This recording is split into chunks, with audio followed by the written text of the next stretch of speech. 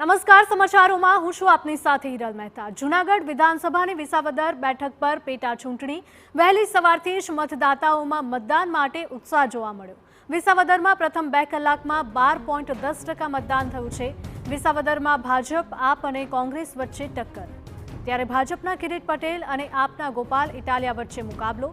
કોંગ્રેસ તરફથી નીતિન રાણપરિયા ચૂંટણીના મેદાનમાં છે, ત્યારે ભાજપના ઉમેદવાર કિરીટ પટેલે વતન આણંદપુરમાં કર્યું मतदान। पूर्व एमएलए भूपत भायाणीए भैसाण खाते मतदान कर्યું। कुल 294 मतदान मथक पर થઈ રહ્યું છે मतदान।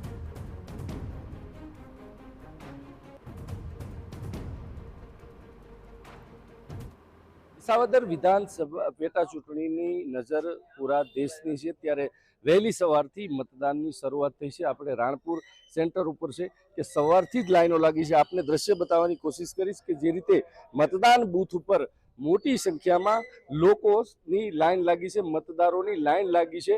આપને જે દ્રશ્ય જે બતાવું છું તે રાણપુર જે બૂથ ઉપરના આ દ્રશ્યો છે કે ખેડૂતો સવારથી જ જ્યારે મોટી સંખ્યામાં મતદાન કરવા આવી રહ્યા છે।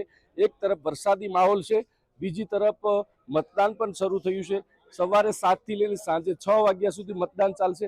આપણી સાથે એક મતદાર જોડાયા છે, એમની સાથે વાત કરશું।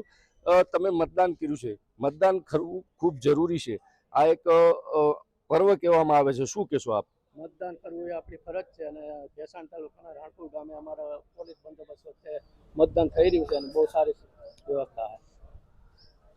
આ હતા મતદાર કે તેઓએ મતદાન કર્યું। મતદાન અચૂક કરવું જરૂરી છે, આ પણ એક પર્વ કહેવામાં આવે છે। સવારથી જ જે રીતે વહીવટી વિભાગ હોય કે પોલીસ ડિપાર્ટમેન્ટ હોય, તમામ સુસ્તપણે બંદોબસ્ત ગોઠવી દેવામાં આવ્યો છે અને મતદાનની શરૂઆત કરવામાં આવી છે। વિજયસિંહ પરમાર, TV9 રાણપુર। આમ તો મતદાન માટે લોકોમાં વહેલી સવારથી જ ઉત્સાહ વર્તાઈ રહ્યો છે, તો સાથે જ ચૂંટણી ઓબ્ઝર્વર દ્વારા પણ લોકોને અપીલ કરવામાં આવી હતી કે પહેલા સૌ કોઈ તેમની મતદાનની જવાબદારી નિભાવે। वोट देना चाहिए, ये सबसे बड़ा अधिकार है। इस अधिकार का प्रयोग हर आदमी को करना चाहिए और थोड़ा सा समय लगता है। आप आइए, वोट देके जाइए, फिर अपना काम करिए। तो मेरा सबसे अपील है कि आपको सबसे बड़ा जो ये अधिकार दिया गया है, इसका प्रयोग करना कतई ना भूलें, खुद करें और लोगों को, रिश्तेदार को, पड़ोसी को, लोगों को बुला के ला के इस